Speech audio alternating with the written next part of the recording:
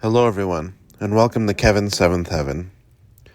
Today we will continue with our reading of A Christmas Carol by Charles Dickens with Stave 2, the first of the three spirits.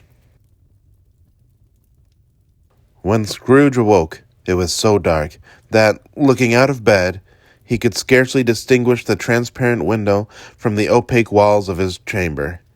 He was endeavoring to pierce the darkness with his ferret eyes when the chimes of a neighboring church struck the 4 quarters. So he listened for the hour. To his great astonishment, the heavy bell went on from 6 to 7, and from 7 to 8, and regularly up to 12, then stopped. 12? It was past 2 when he went to bed. The clock was wrong. An icicle must have gotten to the works. 12?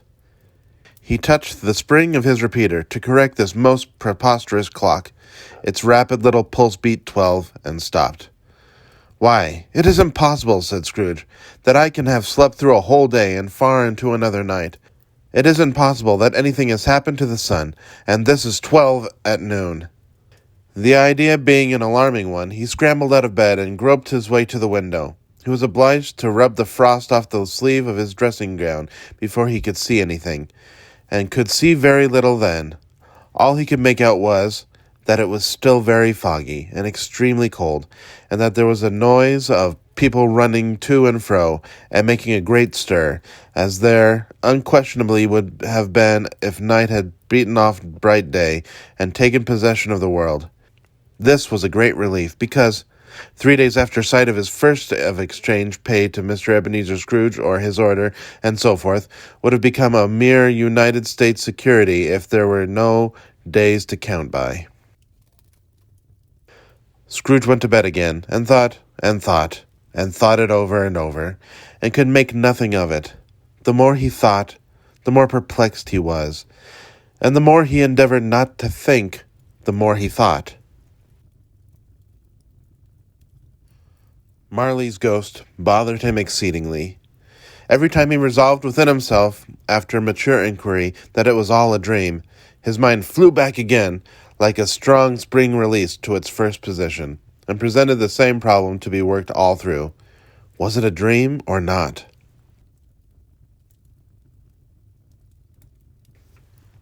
Scrooge lay in this state until the chime had gone 3 quarters more, when he remembered, on a sudden, that the ghost had warned him of a visitation, when the bell tolled 1. He resolved to lie awake until the hour was past, and considering that he could no more go to sleep than go to heaven, this was, perhaps, the wisest resolution in his power. The quarter was so long that he was more than once convinced he must have sunk into a doze unconsciously, and missed the clock. At length it broke upon his listening ear. "Ding dong." "A quarter past," said Scrooge, counting. "Ding dong." "Half past," said Scrooge. "Ding dong." "A quarter to it," said Scrooge. "Ding dong." "The hour itself," said Scrooge triumphantly, "and nothing else." He spoke before the hour bell sounded, which it now did with a deep, dull, hollow, melancholy 1. Light flashed up in the room upon the instant, and the curtains of his bed were drawn. The curtains of his bed were drawn aside, I tell you, by a hand. Not the curtains at his feet, not the curtains at his back, but those to which his face were addressed. The curtains of his bed were drawn aside, and Scrooge, starting up into a half-recumbent attitude, found himself face to face with the unearthly visitor who drew them. As close to it as I am now to you, and I am standing in the spirit at your elbow. It was a strange figure, like a child, yet not so like a child as like an old man, viewed through some supernatural medium, which gave him the appearance of having receded from the view and being diminished to a child's proportions. Its hair, which hung about its neck and down its back, was white, as with age, and yet the face had not a wrinkle in it, and the tenderest bloom was on the skin. The arms were very long and muscular, the hands the same, as if its hold were of uncommon strength. Its legs and feet, most delicately formed, were like those upper members, bare. It wore a tunic of the purest white, and round its waist was bound a lustrous belt, the sheen of which was beautiful. It held a branch of fresh green holly in its hand, and in singular contradiction of that wintry emblem, it had its dress trimmed with summer flowers. But the strangest thing about it was that from the crown of its head there sprang a bright, clear jet of light, by which all this was visible, and which was doubtless the occasion of its using, in its duller moments, a great extinguisher for a cap, which it now held under its arm. Even this, though, when Scrooge looked at it with increasing steadiness, was not its strangest quality, for as its belt sparkled and glittered, now in one part and now in another, and what was light one instant at another time was dark, so the figure itself fluctuated in its distinctness, being now a thing with one arm, now with one leg, now with 20 legs, now a pair of legs without a head, now a head without a body, of which dissolving parts no outline would be visible in the dense gloom wherein they melted away. And in the very wonder of this, it would be itself again, distinct and clear as ever. "Are you the spirit, sir, whose coming was foretold to me?" asked Scrooge. "I am." The voice was soft and gentle, singularly low, as if, instead of being so close behind him, it were at a distance. "Who and what are you?" Scrooge demanded. "I am the ghost of Christmas past." "Long past?" inquired Scrooge, observant of its dwarfish stature. "No, your past." Perhaps Scrooge could not have told anybody why, if anybody could have asked him, but he had a special desire to see the spirit in his cap, and begged him to be covered. "What?" exclaimed the ghost. "Would you so soon put out with worldly hands the light I give? Is it not enough that you are one of those whose passions made this cap, and forced me through whole trains of years to wear it low upon my brow?"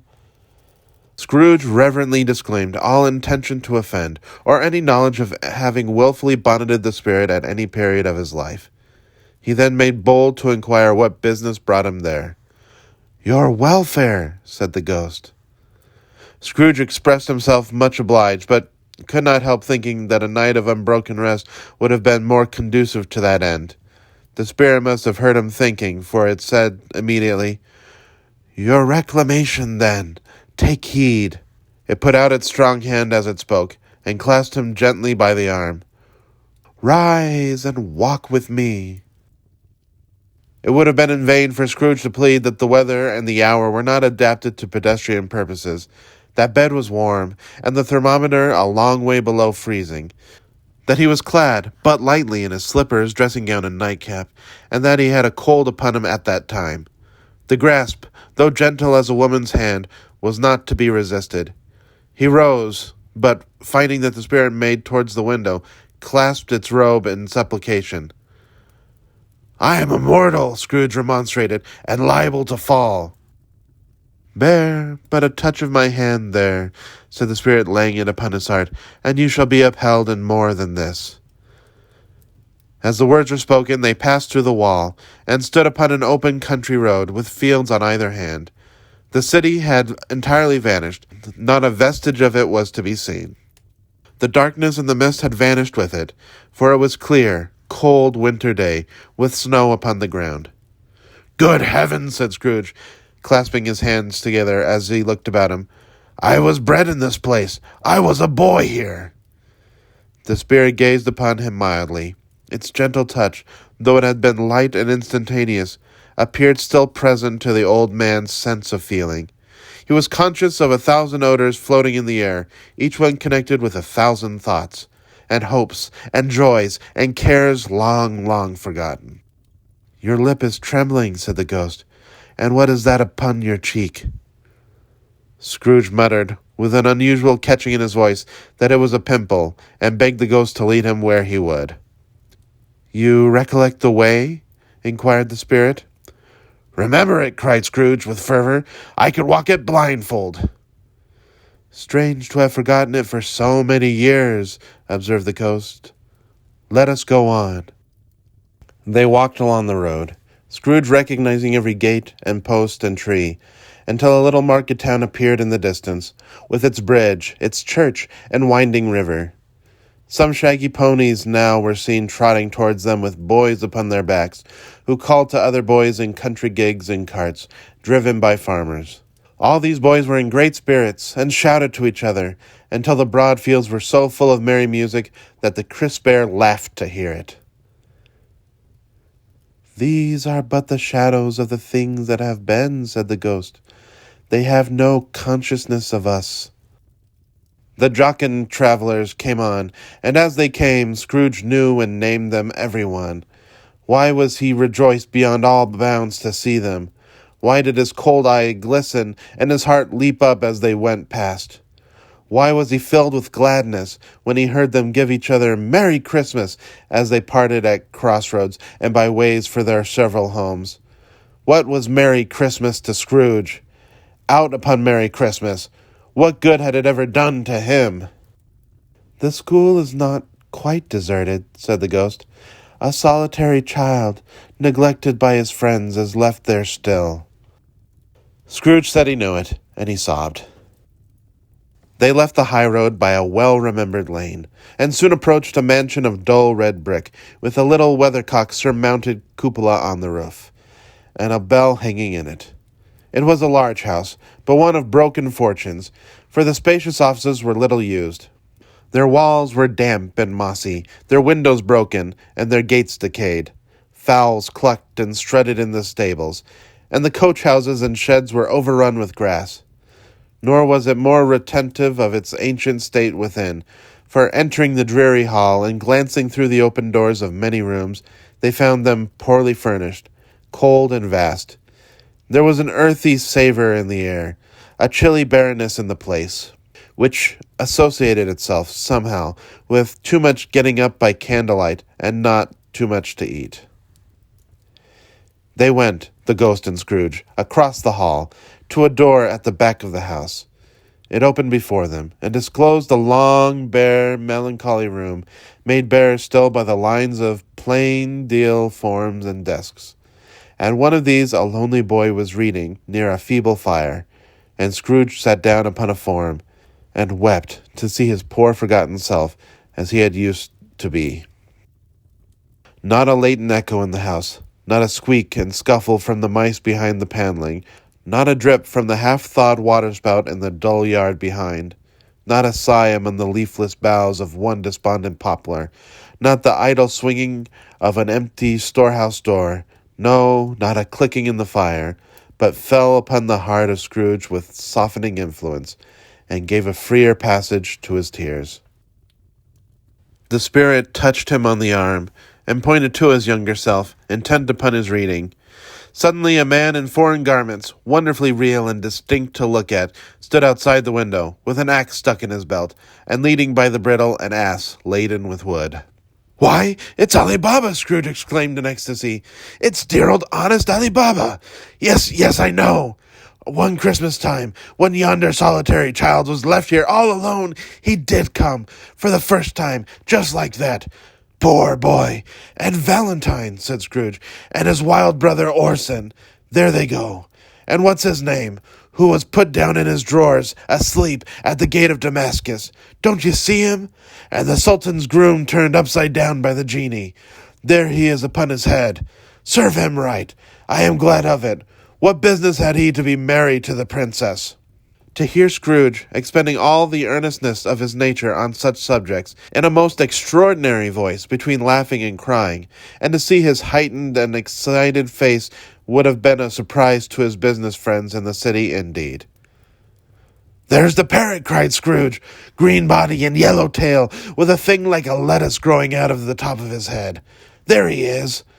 Poor Robin Crusoe, he called him, when he had come home again after sailing round the island. Poor Robin Crusoe! Where have you been, Robin Crusoe?" The man thought he was dreaming, but he wasn't. It was the parrot, you know. There goes Friday, running for his life to the little creek. "Hallo! Hoop hallo!" Then, with a rapidity of transition very foreign to his usual character, he said in pity of his former self, "Poor boy," and cried again. "I wish," Scrooge muttered, putting his hand in his pocket, looking about him after drying his eyes with his cuff. "But it's too late now." "What is the matter?" asked the spirit. "Nothing," said Scrooge. "Nothing. There was a boy singing a Christmas carol at my door last night. I should like to have given him something. That's all." The ghost smiled thoughtfully and waved its hand, saying as it did so, "Let us see another Christmas." Scrooge's former self grew larger at the words, and the room became a little darker and more dirty. The panel shrunk, the windows cracked, fragments of plaster fell out of the ceiling, and the naked laths were shown instead. But how all this was brought about, Scrooge knew no more than you do. He only knew that it was quite correct, that everything had happened so, that there he was, alone again, when all the other boys had gone home for the jolly holidays. He was not reading now, but walking up and down despairingly. Scrooge looked at the ghost, and, with a mournful shaking of his head, glanced anxiously towards the door. It opened, and a little girl, much younger than the boy, came darting in, and putting her arms about his neck, and often kissing him, addressed him as her dear, dear brother. "I have come to bring you home, dear brother," said the child, clapping her tiny hands and bending down to laugh. "To bring you home, home, home." "Home, little fan," returned the boy. "Yes," said the child, brimful of glee. "Home for good and all, home for ever and ever. Father is so much kinder than he used to be. That home's like heaven. He spoke so gently to me one dear night when I was going to bed that I was not afraid to ask him once more if you might come home. And he said yes, you should, and sent me in a coach to bring you. And you're to be a man," said the child, opening her eyes, "and are never to come back here. But first we're to be together all the Christmas long, and have the merriest time in all the world." "You are quite a woman, little fan," exclaimed the boy. She clapped her hands and laughed and tried to touch his head, but being too little, laughed again and stood on tiptoe to embrace him. Then she began to drag him in her childish eagerness towards the door, and he, nothing loath to go, accompanied her.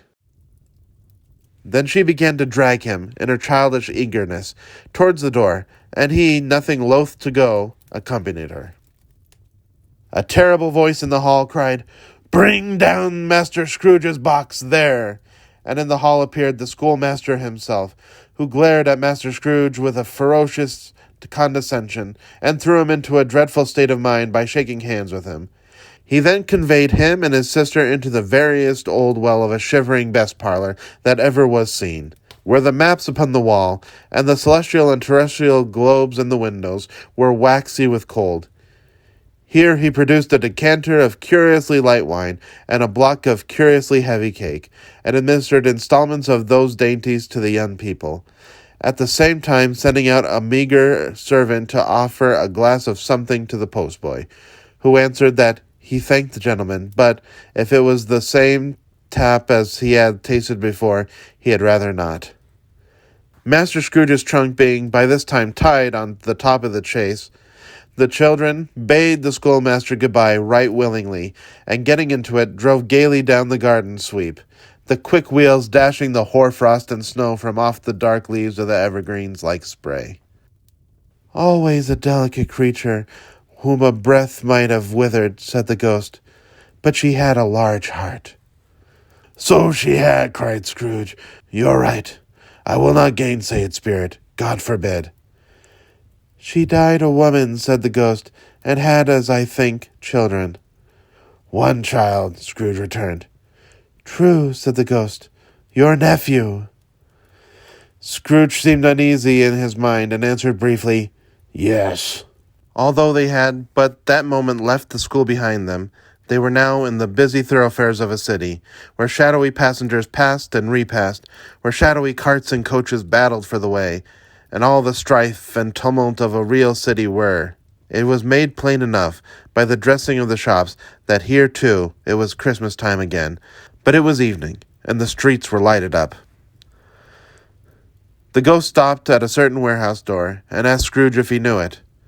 "Know it," said Scrooge. "Was I apprenticed here?" They went in. At the sight of an old gentleman in a Welsh wig, sitting behind such a high desk, that if he had been 2 inches taller, he must have knocked his head against the ceiling, Scrooge cried in great excitement, "It's old Fezziwig! Bless his heart, it's Fezziwig alive again!" Old Fezziwig laid down his pen, and looked up at the clock, which pointed to the hour of 7. He rubbed his hands, adjusted his capacious waistcoat, laughed all over himself, from his shoes to his organ of benevolence, and called out, in a comfortable, oily, rich, fat, jovial voice, "Yo-ho there, Ebenezer! Dick!"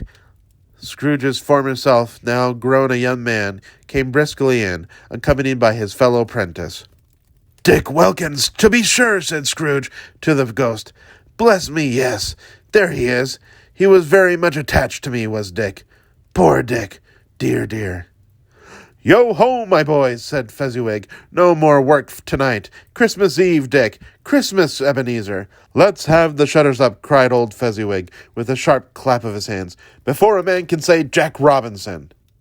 You wouldn't believe how those two fellows went at it. They charged into the street with the shutters. 1, 2, 3, had 'em up in their places. 4, 5, 6, barred them and pinned 'em. 7, 8, 9, and came back before you could have got to 12, panting like racehorses. "Hilly-ho!" cried old Fezziwig, skipping down from the high desk with wonderful agility. "Clear away, my lads, and let's have lots of room here. Hilly-ho, Dick! Cheer up, Ebenezer!"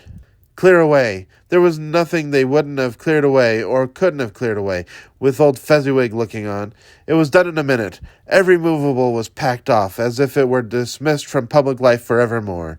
The floor was swept and watered, the lamps were trimmed, fuel was heaped upon the fire, and the warehouse was as snug and warm and dry and bright a ballroom as you would desire to see upon a winter's night. In came a fiddler with a music book, and went up to the lofty desk, and made an orchestra of it, and tuned like 50 stomach aches. In came Mrs. Fezziwig, one vast substantial smile. In came the 3 Miss Fezziwigs, beaming and lovable. In came the 6 young followers, whose hearts they broke.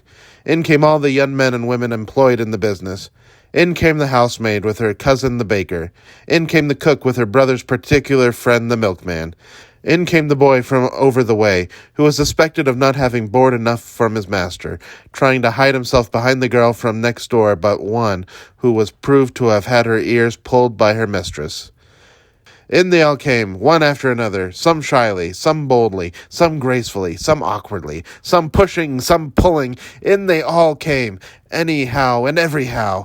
Away they all went, 20 couple at once, hands half round and back again the other way, down the middle and up again, round and round in various stages of affectionate grouping.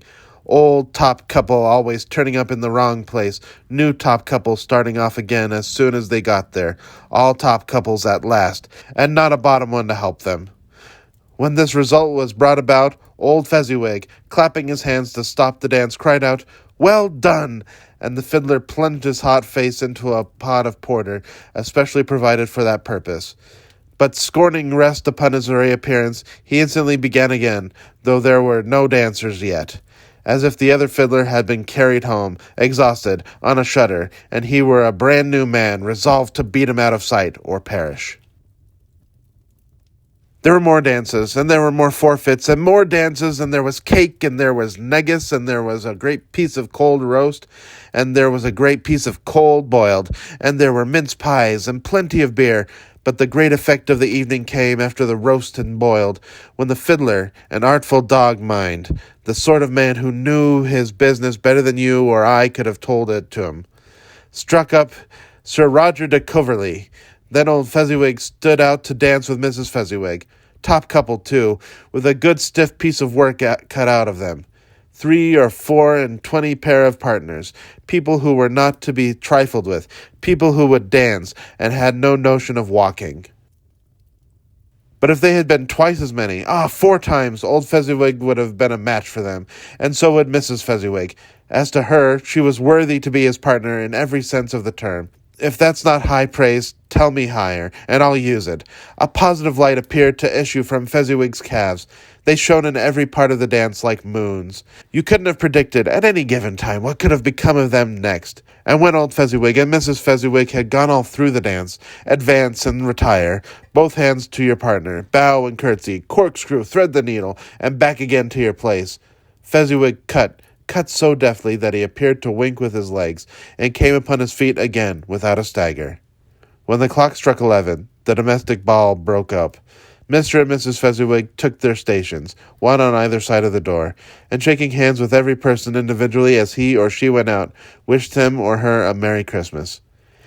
When everybody had retired but the two prentices, they did the same to them, and thus the cheerful voices died away, and the lads were left to their beds, which were under a counter in the back shop. During the whole of this time, Scrooge had acted like a man out of his wits.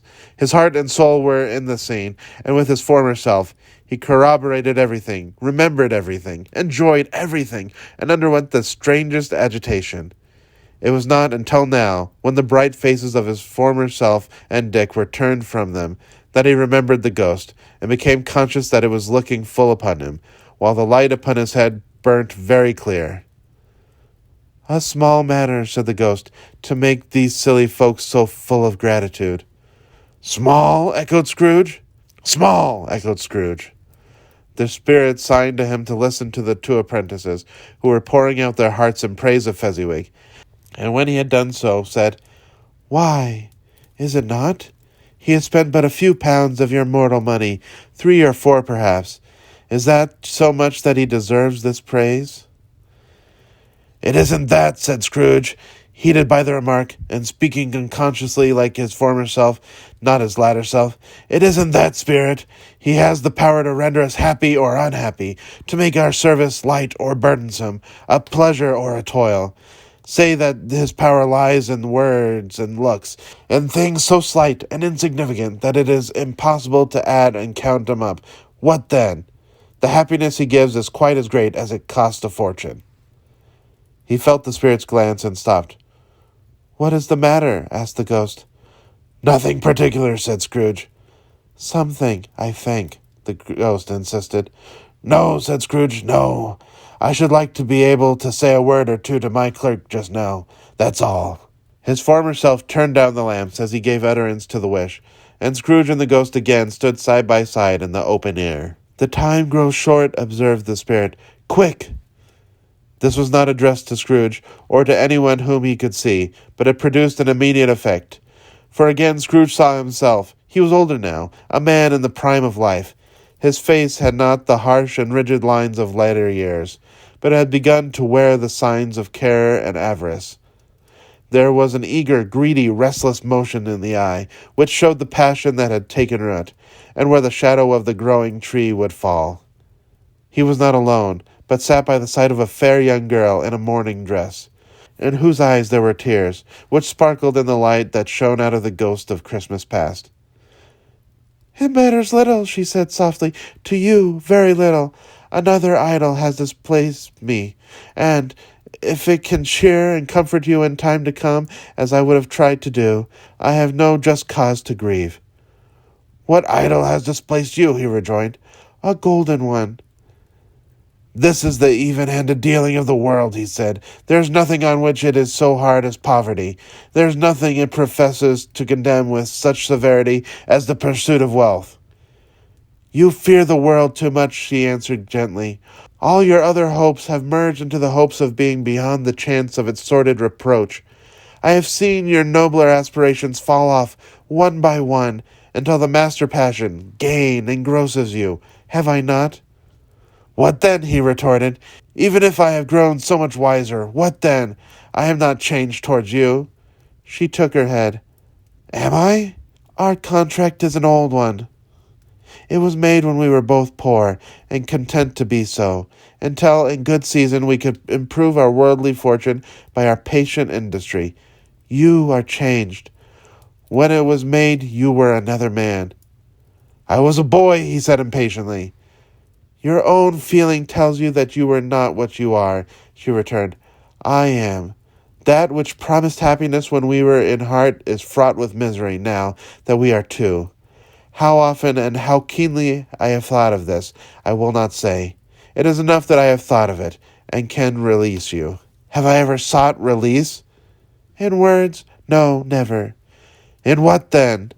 In a changed nature, in an altered spirit, in another atmosphere of life, another hope at its great end, in everything that made my love of any worth or value in your sight. If this had never been between us, said the girl, looking mildly, but with steadiness upon him, tell me, would you seek me out and try to win me now? Ah, no. He seemed to yield to the justice of this supposition in spite of himself, but he said with a struggle, You think not. I would gladly think otherwise if I could, she answered. Heaven knows, when I have learned a truth like this, I know how strong and irresistible it must be. But if you were free today, tomorrow, yesterday, can even I believe that you would choose a dowerless girl? You who, in your very confidence with her, weigh everything by gain? Or choosing her, if for a moment you were false enough to your own guiding principle to do so, do I not know that your repentance and regret would surely follow? I do, and I release you, with a full heart, for the love of him you once were. He was about to speak, but with her head turned from him, she resumed. You may. The memory of what is past half makes me hope you will have pain in this. A very, very brief time, and you will dismiss the recollection of it gladly, as an unprofitable dream, from which it happened well that you awoke. May you be happy in the life you have chosen. She left him, and they parted. Spirit, said Scrooge, show me no more. Conduct me home. Why do you delight and torture me? One shadow more, exclaimed the ghost. No more, cried Scrooge. No more. I don't wish to see it. Show me no more. But the relentless ghost pinioned him in both his arms, and forced him to observe what happened next. They were in another scene and place, a room not very large or handsome, but full of comfort. Near to the winter fire sat a beautiful young girl, so like that last that Scrooge believed it was the same, until he saw her, now a comely matron, sitting opposite her daughter. The noise in this room was perfectly tumultuous, for there were more children there than Scrooge in his agitated state of mind could count. And unlike the celebrated herd in the poem, they were not 40 children conducting themselves like one, but every child was conducting itself like 40. The consequences were uproarious beyond belief, but no one seemed to care. On the contrary, the mother and daughter laughed heartily, and enjoyed it very much.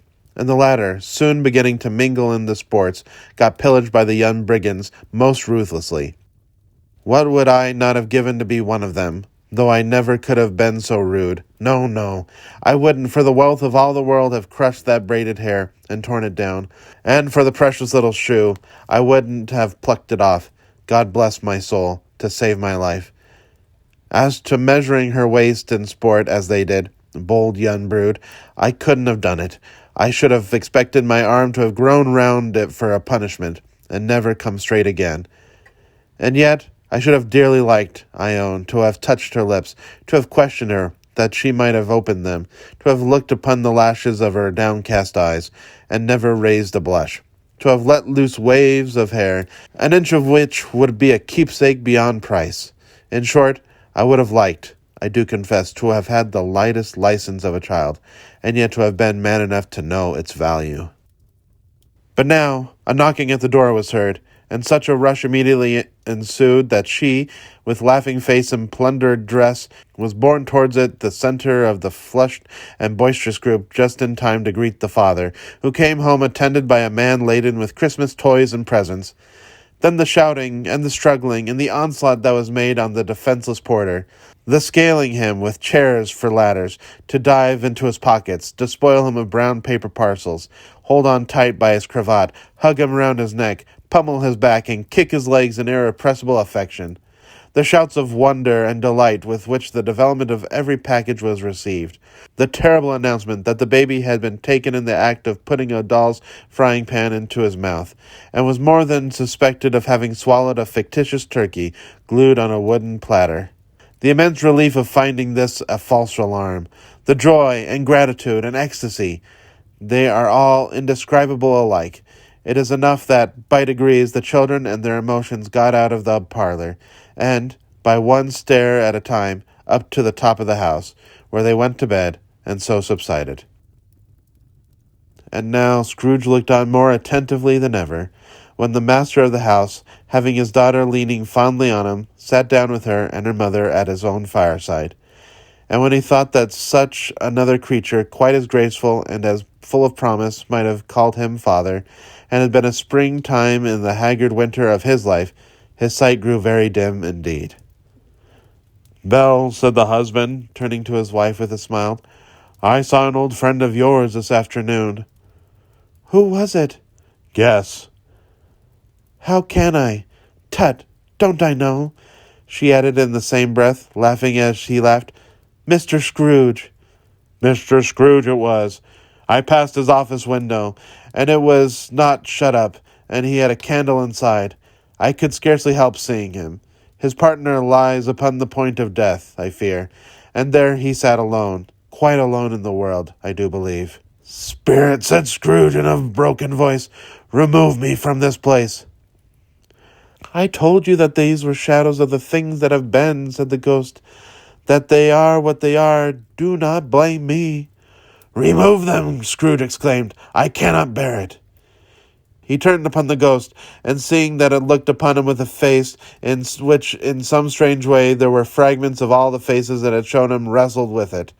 "Leave me! Take me back! Haunt me no longer!" In the struggle, if that can be called a struggle, in which the ghost, with no visible resistance on its own part, was undisturbed by any effort of its adversary, Scrooge observed that its light was burning high and bright, and dimly connecting that with its influence over him, he seized the extinguisher cap, and by a sudden action pressed it down upon its head. The spirit dropped beneath it, so that the extinguisher covered its whole form. But though Scrooge pressed it down with all his force, he could not hide the light, which streamed from under it in an unbroken flood upon the ground. He was conscious of being exhausted, and overcome by an irresistible drowsiness, and further, of being in his own bedroom. He gave the cap a parting squeeze, in which his hand relaxed, and had barely time to reel to bed before he sank into a heavy sleep. Thank you very much for listening to Stave 2 of A Christmas Carol. Please like, comment on, and share this video. Also, please subscribe to Kevin's Seventh Heaven on YouTube, and make sure that notification bell is set to all.